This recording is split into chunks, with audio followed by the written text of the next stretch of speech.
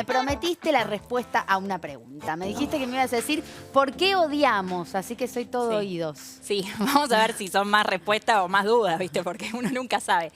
Bueno, a ver, esta semana fue una semana muy especial, ¿no? Y hace mucho tiempo que estamos viviendo una sensación, ¿no? De odio, de enojo, que la vemos en todos lados. Entonces yo me preguntaba en mi casa, ¿por qué odiamos? ¿Hay alguna respuesta? No es para darle una respuesta biologicista a todo, para nada. Vamos a ver que no es así, que hay mucho de cultura también, pero digo, ¿hay algo que se desarrolla ahí adentro del cerebro y que tenemos que conocer como para ver si lo podemos desactivar?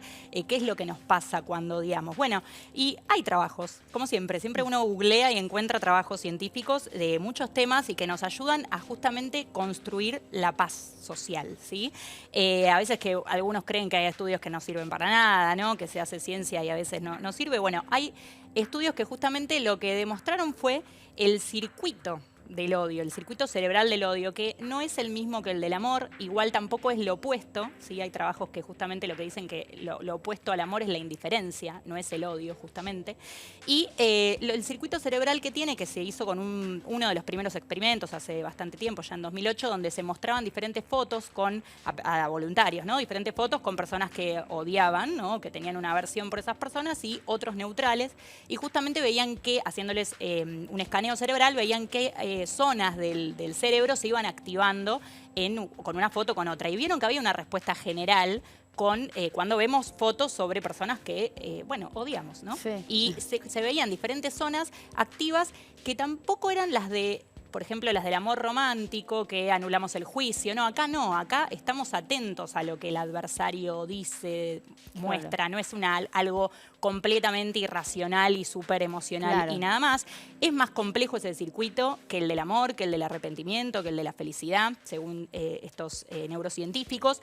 Y como ellos dicen, entender la neurociencia podría ayudarnos a construir la paz. ¿Por qué? Porque hay unas neuronas que tenemos en el cerebro que se llaman neuronas espejo y que se activan, que se encontraron en 1996 en realidad en monos y los tienen otros animales, que se activan cuando vemos al otro hacer algo, ¿no? Y se activan las mismas zonas que si lo estuviéramos haciendo. O sea que tomar de una botella, por ejemplo, si yo tomo una botella, se activan unas zonas del cerebro, y si yo veo a alguien tomar una botella, esa misma acción, se activan las mismas zonas que si yo lo estuviera haciendo. Claro, esas son las neuronas, que de hecho por eso se llama espejo, que son las que se activan justamente en la imitación, cuando el bebé, por ejemplo, imita la sonrisa de la mamá. Claro. Y se cree que justamente tienen que ver tanto con la imitación, con el lenguaje, pero también con la empatía. ¿Qué es eso que ya hablamos una vez en una columna acá de la empatía? Esto de ponerse en el lugar del otro, de tratar de entender y sentir como el otro. Y se cree que justamente la empatía fue seleccionada por la evolución porque hace que tengamos una cohesión social, que el humano, como es un ser social, necesita de los demás. Entonces, sentir el dolor del otro también es algo que me va a ayudar a mí a poder estar mejor con la sociedad que me rodea. Entender, tratar de ponerse en ese lugar también. Pero ¿qué pasa cuando odiamos, por ejemplo? Bueno, lo que se cree, una de las teorías del doctor Émile Bruneau, que hace muchos años que trabaja con conflictos bélicos, por ejemplo, tanto en Colombia como en Israel-Palestina, tiene mismo también entre demócratas y republicanos en Estados Unidos, hace varios estudios también con escaneos cerebrales y trata de ver qué pasa cuando hay ese tipo de conflictos y ese odio, ¿no? Donde hay un grupo y otro grupo. Bueno, ahí lo que se cree es que hay falta de empatía, ¿no? Una brecha de empatía le llama él precisamente, que no tiene que ver con ser vos menos empático en general en la vida, sino que sentís menos empatía por ese grupo determinado que vos lo sentís muy alejado a vos. Porque lo odias.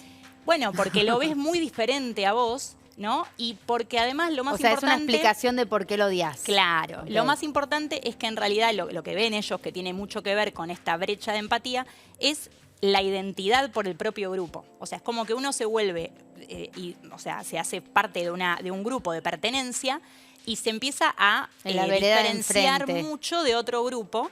Y entonces, obviamente, esto alimentado por prejuicios, por preconceptos, ¿no? Y por eso digo que es algo cultural también. Y lo último que también vieron y que tuvo que ver mucho en genocidios, en muchos conflictos, es la deshumanización del otro. O sea, lo que ocurre, y esto está estudiado, como les digo, hay evidencias de escaneos cerebrales donde justamente lo que se ve es una asociación a la deshumanización. O sea, el otro no es un humano como yo, no es tan evolucionado como yo, no es tan inteligente como yo y como mi grupo, ¿no? Sí, porque claro. en realidad no es algo individual acá, Sí. es como una explicación más a nivel grupo. Entonces, al contrario, yo creo que no, que por esa compañía y por ese grupo todo se exacerba más. tal cual, por ese sentido de pertenencia. Y de hecho las redes sociales, que eso también lo hablaba justamente el científico que descubrió, por ejemplo, estas neuronas espejo, cuando le preguntaban, él justamente decía también, en las redes sociales, donde es más difícil tener empatía, porque vos estás más alejado además de esas personas, florecen los discursos de odio mucho más fácil, porque justamente no tenés un lugar empático, un contexto. Y eso de la deshumanización justamente se vio mucho, bueno, con Hitler, ¿no? Con los nazis, cómo justamente se generaba esa igualar al otro como una rata, una limaña, ¿no? Se trataba de desmerecerlo y de deshumanizarlo justamente porque es más fácil así odiarlo, ¿no?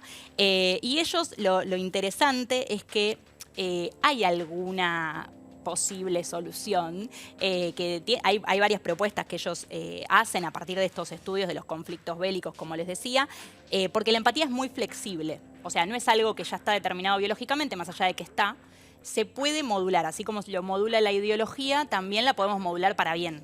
¿Sí? Entonces, quizás, por ejemplo, con otros ejemplos, no en el conflicto en sí, pero si uno quiere, uno de los científicos, por ejemplo, decía, el comentarista deportivo, si fue jugador de fútbol, va a ser mejor comentarista deportivo, o suele serlo. ¿Por qué? Porque tiene más puede poner empatía, más en el lugar del otro. Eso, tiene más empatía porque lo aprendió, porque lo practicó.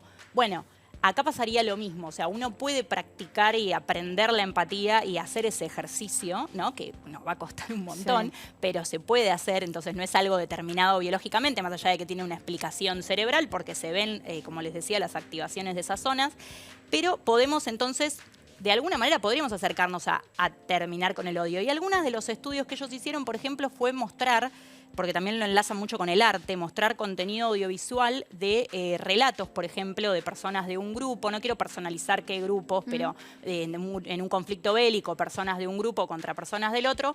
Tratar de demostrarles la hipocresía que esconde el odio ese que tienen, ¿no? Esos discursos. Tratar de encontrar, porque este odio se basa, más allá de ser una emoción, se basa en preconceptos, como te decía antes. Y es generalmente cuando empieza uno como a romper, a rasgar, se da cuenta que en realidad hay malos entendidos o cosas que realmente no son así. Y bueno, olvídate en la época de redes sociales, ¿no? En esta era de redes sociales y de desinformación. Entonces, en realidad lo que creen es que una de las formas es exponer la hipocresía del otro, como decir, bueno, vos me decís esto a mí, pero vos tal cosa, ¿no? Tratar como de mostrar, a darle vuelta a la situación para que el otro se dé cuenta y diga, no, es verdad, te estoy criticando esto, pero en realidad yo también lo hago, o los míos también lo hacen, ¿no?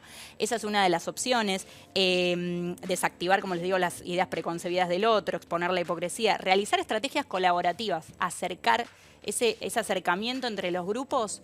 También es bueno porque si no, el estar más alejado, de hecho se vio en escaneo justamente que se activaban las zonas cerebrales cuando personas de dos grupos que tienen un conflicto bélico, se veía, por ejemplo, se leía una noticia del sufrimiento del otro grupo. Entonces se activaban esas zonas cerebrales cuando era el sufrimiento del propio grupo o del otro del que estoy enfrentado. Ahora, si le mostraban de Sudamérica, por ejemplo, que era un grupo que no tenía nada que ver, no se activaba nada. Entonces, el contacto justamente con el otro grupo es muy importante y el mantenerlas, hacer colaboraciones entre esos grupos, por ejemplo, actividades colaborativas, podría ayudar y obviamente fomentar el pensamiento crítico y promover también la confianza en las instituciones. Eso también es algo que podría servir.